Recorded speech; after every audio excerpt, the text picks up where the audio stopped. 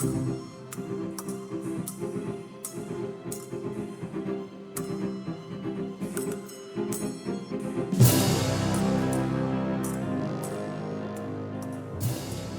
is the Saber Coach Kate podcast, where I highlight the great thinkers, athletes, and coaches in the dynamic sport of Olympic fencing.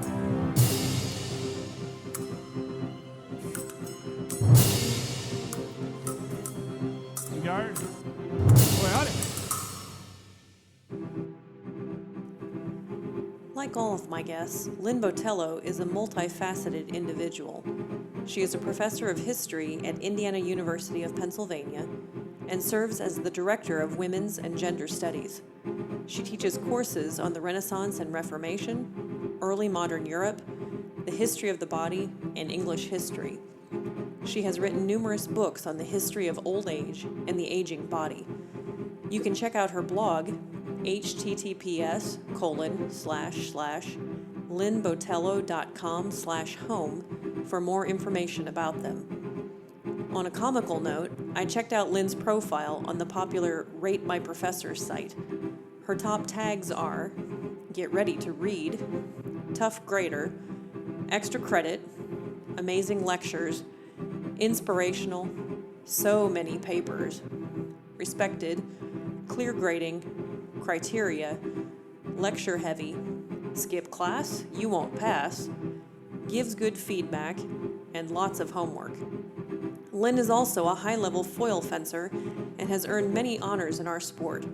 She has been part of many veteran world championship teams, earning silver in team foil and bronze in individual in 2016, and gold in team foil in 2015. She became the Veteran 50 Women's Foil Champion at Summer Nationals this past July. She also still regularly competes in Division I, which has inspired me to look at my own competition schedule for the upcoming season and add in a few for myself. Listen now for the interview I did with Lynn while sitting on the floor near the referee lunchroom at the Salt Palace during Summer Nationals. Hello, everyone. This is the Saber Coach Kate podcast, and my guest today is Lynn Botelho. Hi, Lynn. Hi, Kate. How you doing?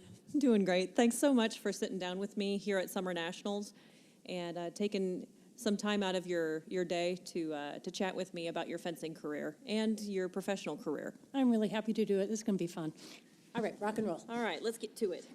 Okay, so I did a little research on you last night, and I found out some interesting things. Stalker. I know. I have to be to get ready for this show.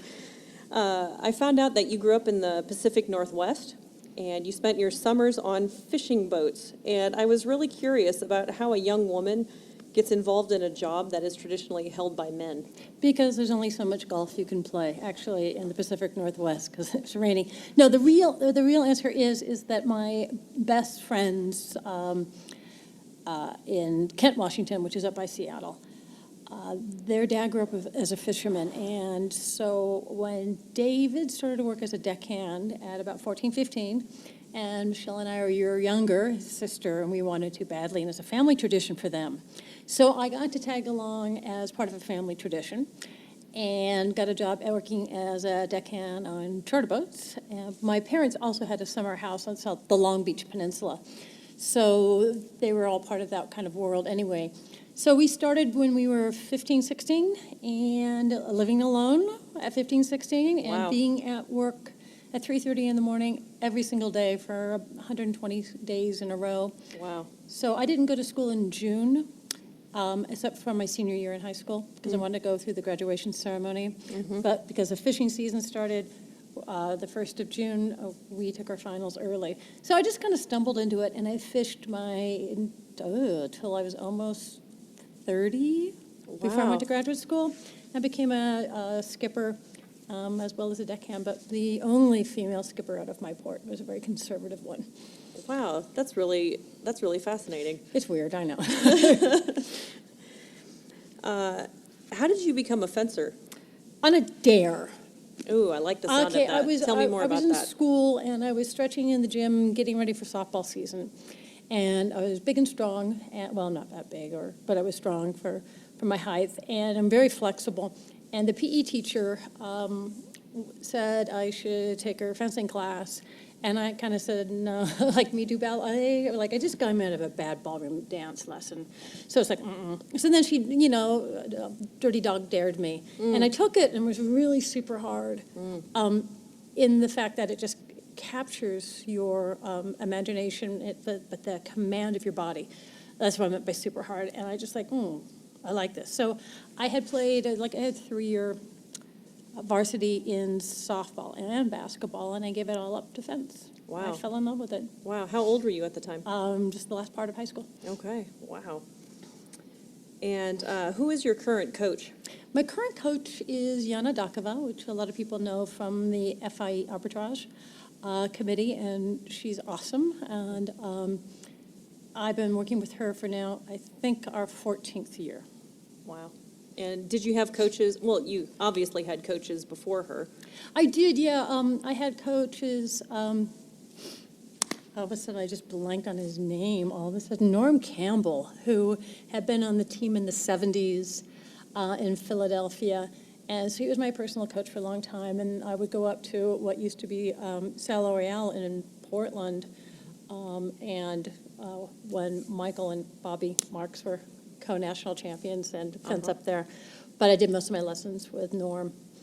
And then I took about 20 years off in the middle because I knew I couldn't compete at a high level as a fencer and become a high-level academic. And that's something I knew at 22 that I didn't seem to know later in life because I try to do them both now. So those are the sort of the coaching influences I've had. All the bad habits I have, I've learned myself. Thank you. I own those. Self-taught. I own those. I think we all have some of those that we can only blame on ourselves. Okay, and you mentioned a couple of your teammates from Sal L'Oreal. Any other teammates that you'd like to give a shout out to? I want to give a shout out to a teammate from when I fenced at Three Rivers Fencing Center. She doesn't fence anymore, but this is Dana Rosen, who fenced for Duke and foil, but we were buds when she was in high school, and we traveled all over the U.S. together, fencing, and including going to Hungary together, and I still get to play the dad card with Brian Rosen when he's armoring, such as this week. Like, hey, can I have the dad card? What's wrong with my body cord? So a shout out to Dana, because she kept it really fun. Oh, that's great. What do you look for in a coach? At this stage, one that takes me seriously as an athlete, as a veteran. I don't have time. I don't have a lot of patience for people who don't do that. I think we work very hard, and many of us have given up career progression to pursue medals or the world team. And I respect that, and that's why I haven't looked for anybody else. Yana takes me seriously. She's the first person to tell me to go run sprints and text me every day as I do them for the next 6 days in a row. So that's one of the things I look for as a coach at this stage of my life. I don't necessarily, though I would like to have a coach that travels with me. That's not a necessary component. I think somebody who is technically proficient and pushes that way, and again, that falls into that same general rubric of take me seriously. I'm just not a veteran fencer, so I was fencing today, for example, in the July Challenge, and one of the refs on another strip goes, "Oh, you fenced Div 1?" I was like, "Of course I do." I think that's a seriousness as an athlete. I have done a couple of Div 1s as well, and I think it's it's a risk for anybody to put themselves out there. But yeah, the same kind of thing from the refs. You don't always get the calls that maybe you think you should. I'm fluent in Eastern European shrug, so let me just shrug here at that point. Sometimes you do get those funky calls, but there's a good cadre of referees, and that I've known for many years, and they do recognize that both my bad habits and the things I do well. So, You're a foil fencer, but you have fenced the other two weapons. What do you like about foil as opposed to the other two? It's just and remembering, I'm a saber fencer. I know. Okay, a saber I did in 1983. I think is the first year where they allowed women in the States to compete. And I did it until I ran into a real sabre and realized that as I was falling over backwards trying to get out of the way, that perhaps this was not my weapon. Is it the aggressiveness that... I'm one of the most aggressive foil fencers I know, but I think perhaps. So I tried that. A lot of respect for the speed at which people move. Epee, my old friend Peter Harmer has been trying to make me an epee fencer since I was 19, and I have to say I find it a beautiful weapon. There's a degree of sneakiness that I like about it, and I know people often associate sneaky with foil.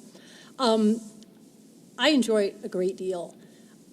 The issue is foil has right-of-way, and therein lies the challenge. And so a lot of my foil fencing does steal time and does steal right-of-way off people, which I think probably why I liked the epee and did okay at it.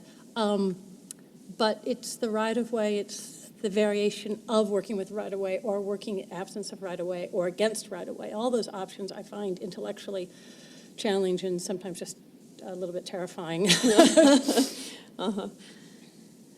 Tell me about your fencing career. My fencing career. I fenced as a kid, and then I quit, I think 1986. I was supposed to go to Paris and study to be a fencing master, and my dad was already retired, and there wasn't a lot of extra money, and it's such a gamble to pursue fencing, and I basically think I had chickened out and realizing that I could not perform at a high level and do a PhD in history, which was what I was going to do. So I quit, and Norm Campbell would send me postcards from World Cup saying, "This could have been you," for many years. And then I fenced during my PhD at Cambridge for a year so I could get my blue, and we beat Oxford. Your blue? Yeah, it's the equivalent of a varsity letter. I mean, you can only get it if you're at Cambridge. If you fence Oxford, it's the varsity games, or Oxford, you fence Cambridge. So I think we took the lead that year, 99, 98. They've been fencing once a year for a long time. And that was great fun, and I fenced that year on the English-British circuit and then stopped.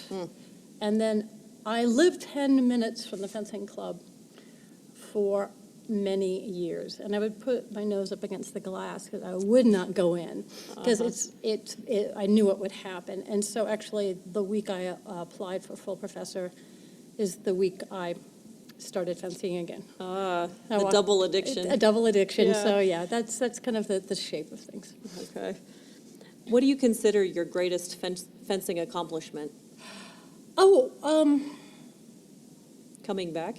Coming back does require a degree of, you just have to start all over, and anything you might have done it before doesn't count.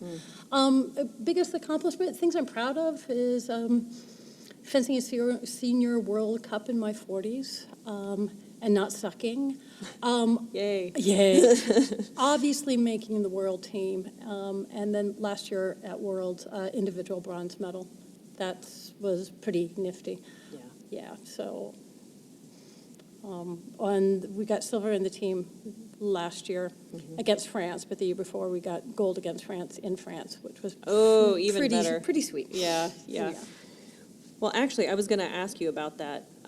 Tell me more about that day when you won gold at the Veteran World Championships in 2015. Oh, that was... Can you just kind of set the scene for us? And Sure. We had Michelle Verhoeven as the team captain, and she made all of the right decisions, all the tough ones, at the right moment. We'd all fenced together and against each other, but we just put our trust in Michelle and said, okay, you're the captain, and she has such a high fencing IQ. So we rotated Ushi Spack and I out in the 40s because she's tall and left-handed and patient, and I am smaller and shorter and a bit more fiery. And that worked to very good advantage in terms of handling the Russian team because Trinova, who Ushi, I have to say, the two times we ran into her, took the engagement. So that put us in a pretty good position. And then in the final, we were against France, and their 50-year-old was their Olympian Mordain. Okay. And I said to Michelle, I want her. And for that wanting engagement, and it was fun. She hit me, I hit her, she hit me, I hit her. And, she did outscore me, but they didn't have the big run that they were planning on. Got it. And it was really fun to see how hard she had to fence, because I don't think I'd moved my feet that fence since I was 21. But I appreciate Michelle trusting my instincts. Well, and sometimes, all that you can do is be grateful for, oh, good, I'm holding her back and not letting her get this huge run. I was in the mood. It's like, I don't care who you are. I'm going to hit you. But it was great. So winning it against France in France was amazing. What I didn't expect was when they raised the flag, was the lump in my throat. Yeah. I didn't expect that. And even now, you're getting a few tears in your eyes. It was a great day. I text my coach, Yana, and just said, we won. And she goes, wow, double wow. Wow. Now, that wasn't your first international competitive experience, obviously. What was your first one? Do you remember? Senior World Cup in Okay. Las Vegas. In Las Vegas, okay. And how did you do that day? They drew the line right above my head to go into the second day. Oh, I know. Oh, no, I've been in that position Yeah. before, where you're the one just under the line. Yeah, there was a Yeah. funny year because then was when the national championships were also over the summer. And so to go into the top 32, the next weekend, they drew the line right over my head again. But it was fun. Yeah. Sometimes I can just get in that mood where I don't care who you are. How do you get there? If I knew how to do it constantly. Please tell me. We would not have self-destructed as we have done in the past. I think sometimes it has to do with age, if I'm utterly honest. I had a hard time, and this is one of the reasons why fencing Division I is a little problematic or fraught. I will ask one of the young girls to warm up, and they will say no. So, for example, today, 3 of them said no. So it's hard to get warmed up, and that's kind of what will get me in the mood. It's like, okay, I'm going to say, okay, little girl, let me show you how it's done. But it's sometimes having a chip on my shoulder, be it that I'm vastly the underdog, or I'm so much older. It's something, I work much more effectively when I am the underdog as opposed to when I am holding the higher seed. Yeah. Tell me what it took for you to make the vet national team. Actually, probably more than I think a lot of our younger fencers realize. I decided when I went back at 40, I went back at 40, though my goal would be to make the team my first year. And so I worked on getting back in the swing of things. But I also arranged my sabbatical for that first year, and so that I wasn't teaching full-time, and I could train more. And I was also living in London that year as it worked out, so I had good coaching. I flew back for the NACS. But the story starts before that one. I made a serious look at myself and my career. And I've had a very nice history career as a professional historian. And the decision to dismantle an international history career in hopes of building an international fencing career at 40-something. But it was the decision that the world doesn't need another book by Lynn. But it would be great if I could get a medal at Worlds. Yeah, and you did. I did. You I did. know. That was a Several, good day. actually. Yeah. All of those are great days. So sometimes I look at that medal. Only 3 are actually in a shadow box. And I think he traded in everything for a piece of metal. And it's like, yeah, and it worked, and it's great. So no regrets. Okay. It was definitely a risk that paid off for you. Yeah, but it was definitely a risk, and I could do that only from the vantage point of tenure and having just been named the Distinguished University Professor. I was like, I didn't have anything more to prove at home, Right. in terms of work. So. Well, and I can tell that the universities that you've worked with are very proud of you as a fencer, because most of the pictures that I see on the university sites are you with your foil. Yeah, when I went to the University of Oregon, I went through the Honors College, and they didn't have a lot of student athletes then, so they'd rolled me out as a student athlete. And then, was it the 2012 track and field trials? Oregon selected me as one of the student athletes for the 1980s, which made me immensely proud. And I think it's a combination of the two, particularly in a generation that didn't have a lot of student athletes, particularly women. So, What's the best advice you ever received as a fencer? don't believe your own press, and you're only as good as the touch you're in. And I think it's the last one. You're only as good as the touch you're in. It doesn't matter that last one. That last touch was beautiful. It's the fact that you're not paying attention and she just hit you. Who gave you that advice? Jeanette Starks-Faulkner gave me the last one. Okay. And I remember She would that. know a few She things. would know a few things. I've picked her brains more than once. You touched on this just a little bit, but I'd like to go back to this. As a veteran fencer, you continue to compete in senior events with women much younger than you. What benefit do you get from that? I know that there's that level of frustration that you mentioned, but there's got to be some reason that you keep doing it. Because I'm going to show you. And that's part of it, is that I hope you're in my shape at my age. So there's a little bit of that attitudinal issue. I think there's always something like that that drives you. More practically, I've been using the ROCs and the Div 1 situations to train for veterans and to train for the team. So you definitely get bounce back from that in terms of footwork, pacing, speed, tempo, all this stuff.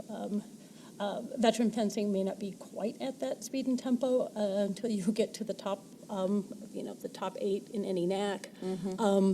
And they're smart fencers. And so training against other smart fencers is just simply good money. Right. Okay. Are your goals for those events different from the ones that you have for vet events?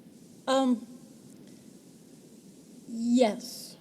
I don't see myself winning a Div 1 NAC, frankly. The ROCs, I still hope to and try to make the top 8, the top 3. So they're very similar goals that way. But I'm realistic about my training schedule against these women who get to train full time, and not burden's not the right word, but responsible for a job. Right. Yeah. So I try to keep that perspective in mind and try to sneak in a few extra victories when I can. Yeah.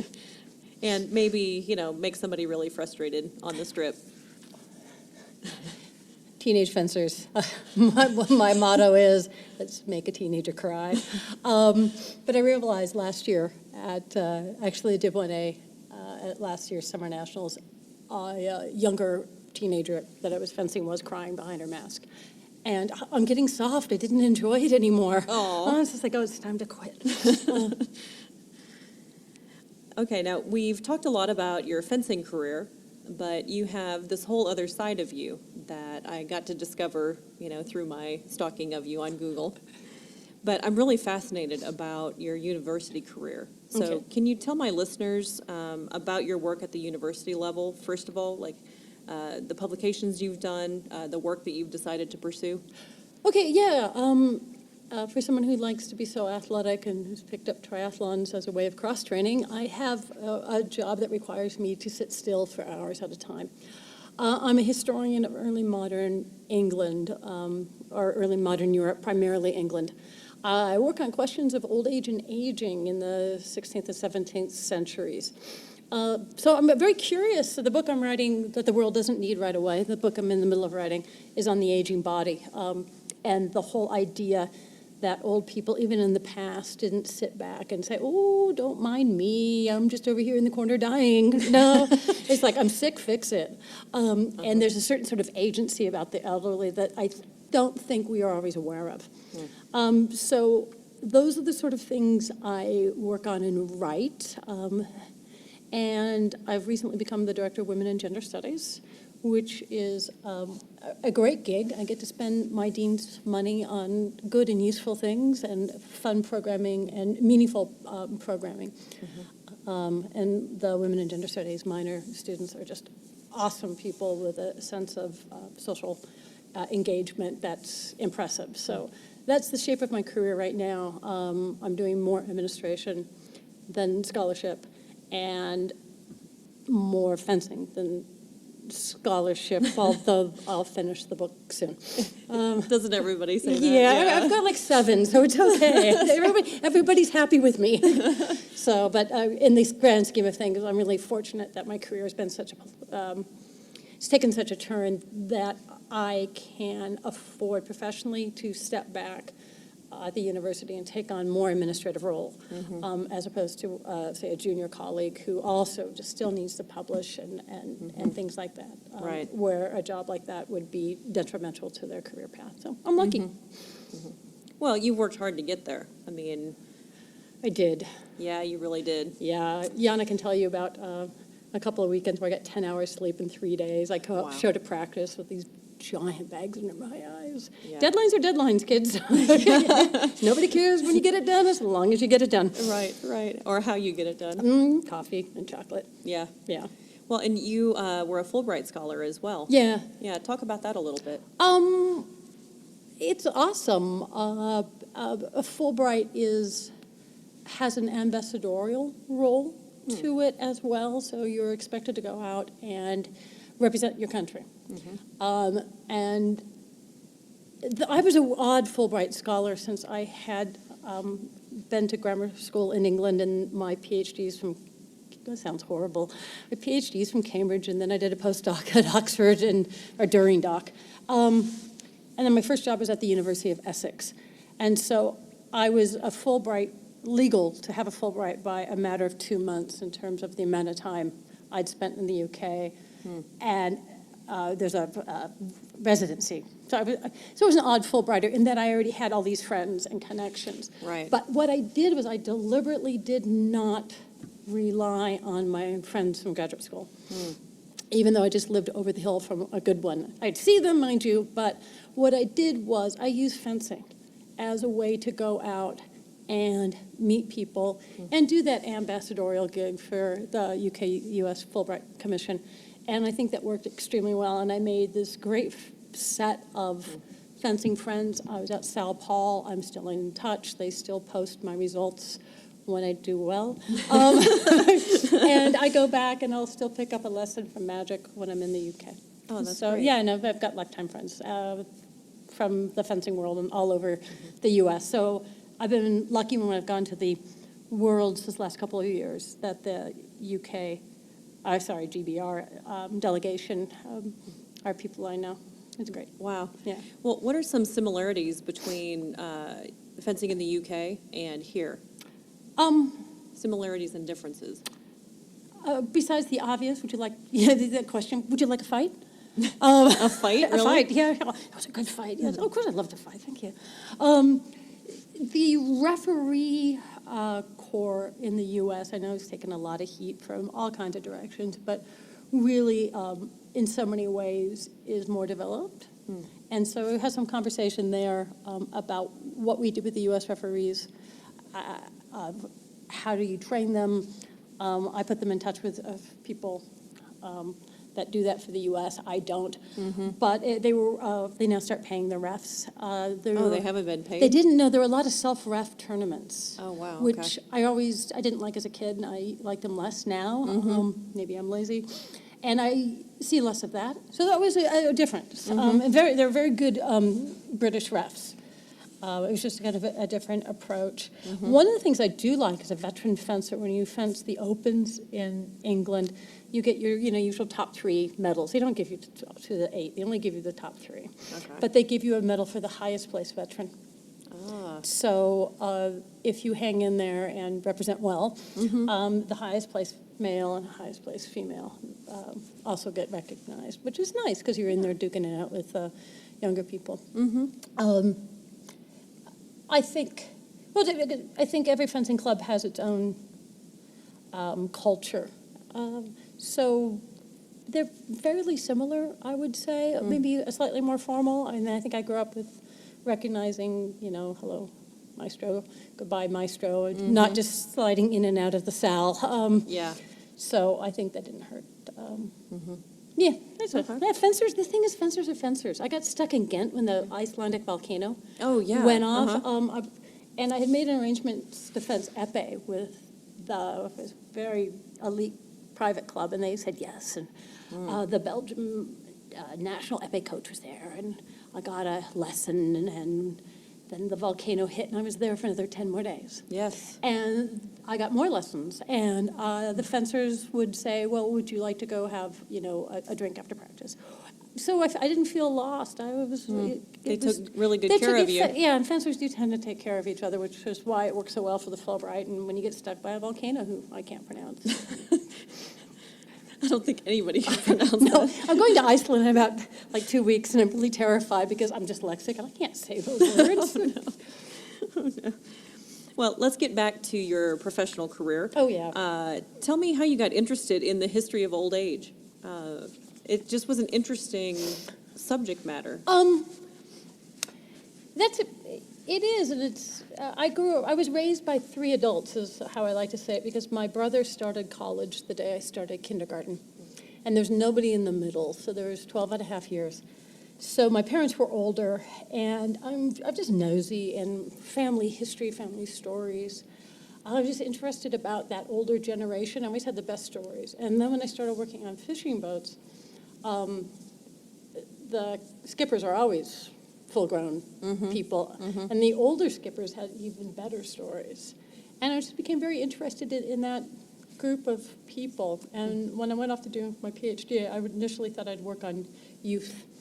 And I thought, no, I don't really want to. And nobody was working on old age. So I actually ended up writing the first monograph on old age in early modern England. It was just an obvious opening, and I went, okay, let's take it. Wow. As you personally get older, how does your perception of the human body change?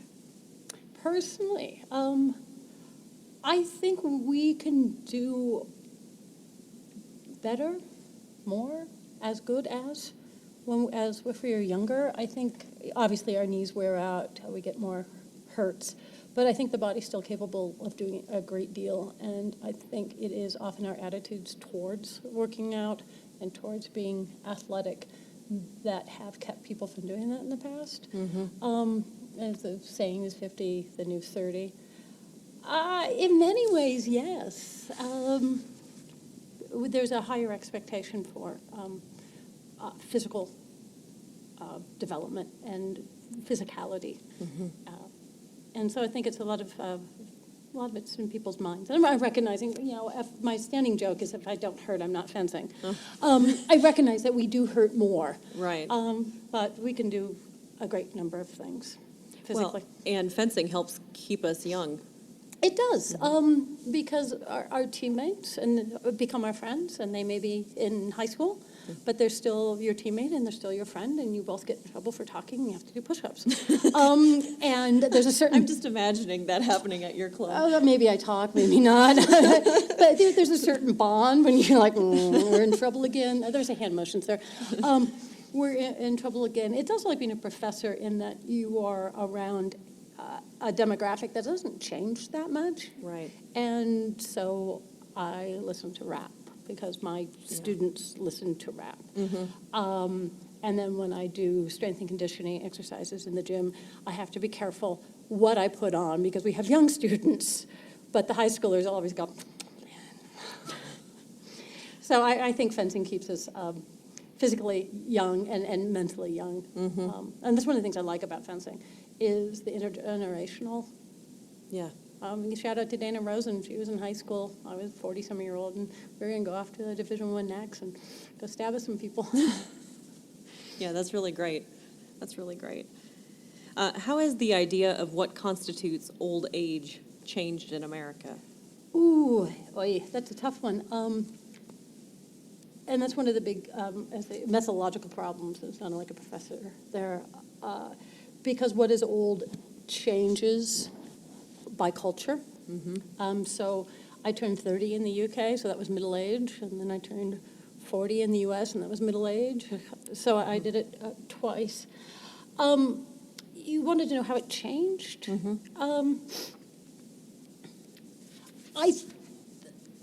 This is more of a prediction. It's going to change more in the next decade or two than it has. And some of the changes in the past, more recently have had to do with economics, AARP, having a large lobby, and this psychological shift that says, well, we should be active. We're not going to sit in the corner. These are, our golden years are looking very different, right? Yeah. We're gonna sail. We're going to take bathtubs on the beach. We've all seen the ads. But what's going to really change, and we've already seen the demographic shift going on, is people's access to healthcare and people's access to elective procedures. And I can play with the UK figures really quickly. If you're looking in London at some of the poorer neighborhoods, the average male lifespan might be 71. But if you go to the rich one, it's 84. Yeah. Because even though theoretically it's a national health service, where people find that they can't take time off work, they can't to go, they don't use it, and all of the elective procedures, they can't. So we're going to see a two-tiered aging is even greater. So those people who have it and those people who don't. So those are it's more predictive than I think what you asked, but those are my thoughts on what I've been thinking about. Well, hasn't that always been the case, though? Like, if you think about the Middle Ages, I mean, the peasants didn't live as long as, maybe the rich people. Well, some of the rich people died because they wouldn't eat vegetables. That was pig food. Oh, interesting. Yeah, Henry Okay. VIII had yeah. But no, your point's well taken. I think the difference will be is how we can extend the lifespan now in ways that we've never been able to before, and access to those kind of elective procedures of biomapping and medicines that are sculpted to your particular body and all of those things. So I'm going to see the longevity is going to be the issue. There's people going to have a nice long lifespan, and then people don't have some very long lifespan. That's kind of getting into like sci-fi land. It is, isn't it? You kind of take your consciousness out of your old body and put it into a new one, sort of thing. Well, you may want to edit this out, but it's a really trippy thing is that they've been trying, it's called prolongevity, and they've been trying to do this forever. I mean, there's like a myth about, wanting to live forever, but he forgot to ask for, eternal youth. So, and it's shriveling up when you become a right. grasshopper. Yeah. In the 17th century, for example, they were doing blood transfusions of young people into old people to see if young blood would work and make these older. So they've been chasing that forever. Yeah, and the special creams and the fountain of youth. And, oh, yeah, exactly. Yeah. I come back to the thing that we're humans, as I tell my students, we are more similar to people in the past than we are different. There's some basic human desires that frame our existence. Well, and do you think it's the fear of death that makes us want to do all these procedures? I think so, because I know I don't want to die. What will I miss out on? I mean, I would, well, as long as I have, eternal youth or something resembling it. There's so many things that are out there in the world to do. There's so many fencing tournaments, for example. But I think that speaks very deeply to people. You mentioned that you're the director of Women and Gender Studies. Yep. Okay. And so tell me, is society evolving into a more accepting dynamic of gender, or is there still a long way to go? Both. There's a whole contingent that is more accepting of genders and gender nonconformity, gender, all kinds of terms.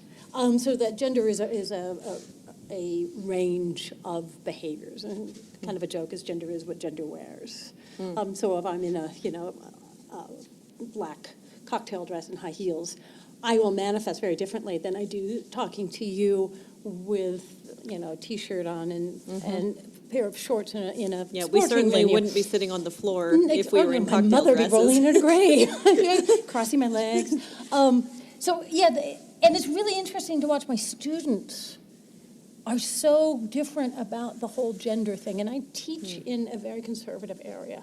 But as we're well aware that we live in a very interesting political time. And there is a pushback from segments of society against that, and there's been some interesting pushback in return. I would hope for a continue, from my mind, movement for the good of acceptance of the crazy, wild, wonderful range of peoples that there are, as opposed to some narrowly defined things. Particularly when gender gets defined in binaries, and I sound like a professor now, male or female. And there was still a lot of problems in terms of what women make to men. I think it's 81 cents to the dollar, except in my little small town, which is in former coal country, it's 59 cents to the dollar. Wow. So there's some real need to level the playing field. And if it means removing that binary, I don't know, but or just equal pay. So yeah, there's a lot of work still to be done at some fundamental levels. And we to tie this back to issues of longevity. What it means for women is that because they make less, they retire later because they've not built up enough of an nest egg. Sorry about that. Or they retire less well. So, and that has some significant health implications, particularly for any kind of subsidized health care like Medicare, Medicaid, that kind of thing. Well, and then all those elective procedures that you were talking about earlier aren't possible, and it all It's a trickles very down. complex calculus once you start looking at it. Yeah, it sure is. In your opinion, talking about the gender issue still, should transgender and cisgender fencers compete in the same events? And why or why not? Same events as their gender designated, as their chosen gender. So I'm going to make sure we Their understand. chosen gender. Yes. Absolutely. I think the IOC has established guidelines, and I think they're well thought out guidelines, and they are our guidelines.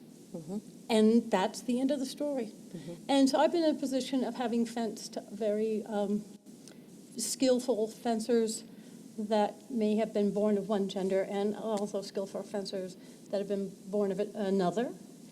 And at the end of the day, my conclusion is a skillful fencer is a skillful fencer, and I just respect their fencing skills. And like I come down to it as the IOC, it's our rules. Right. So, Right. and for me, end of discussion. Okay, and talk to me more about some of the people you've met over the years, thanks to fencing. Oh, wow. All kinds of people. Who leaps to mind? You asked me this, and I blank out. I mean, I've obviously been able to meet a host of Olympians, both current and past.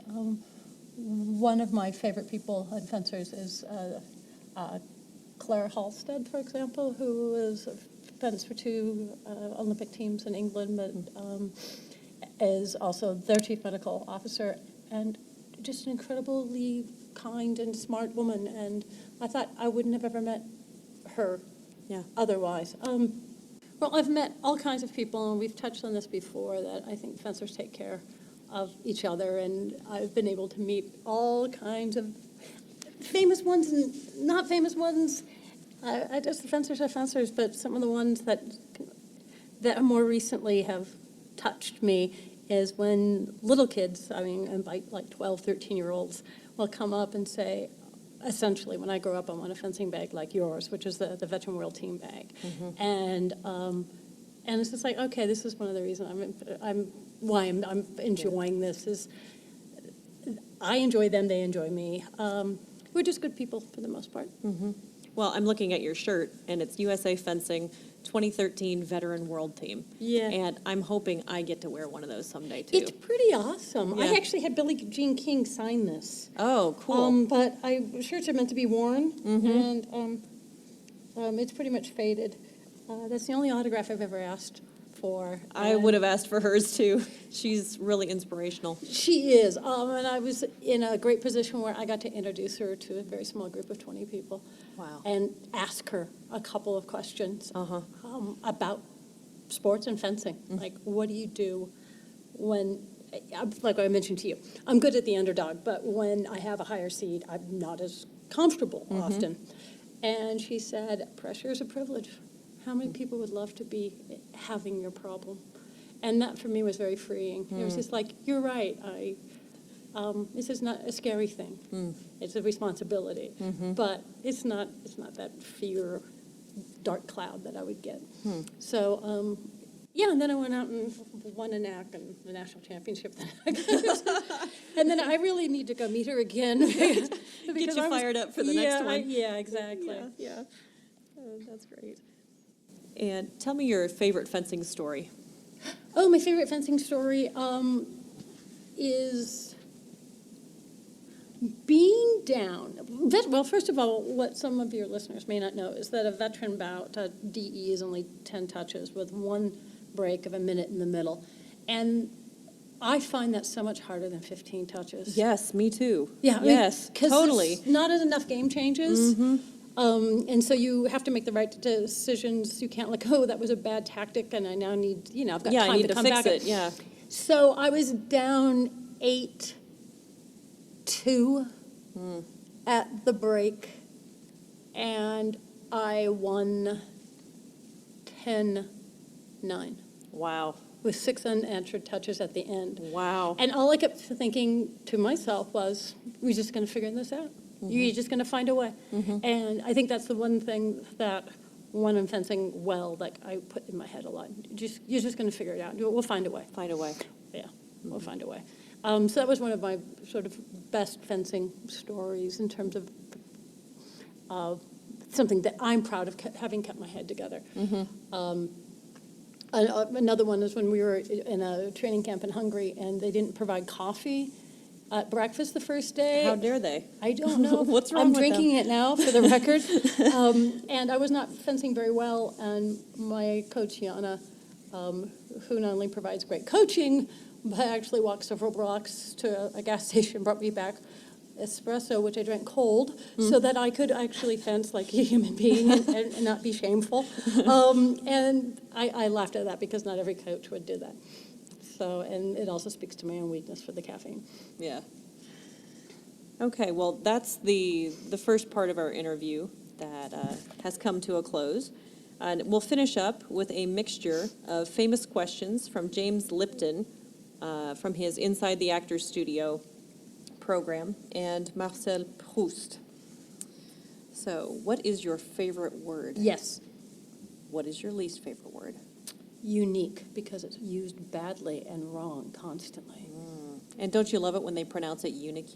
Unique, if something is very unique, it can't be. It's unique or not. Or very unique? Oh, yeah, rather. Oh, right. Yeah, I have a whole list of words that I hate because they're misused, but that's the top of it. What sound or noise do you love?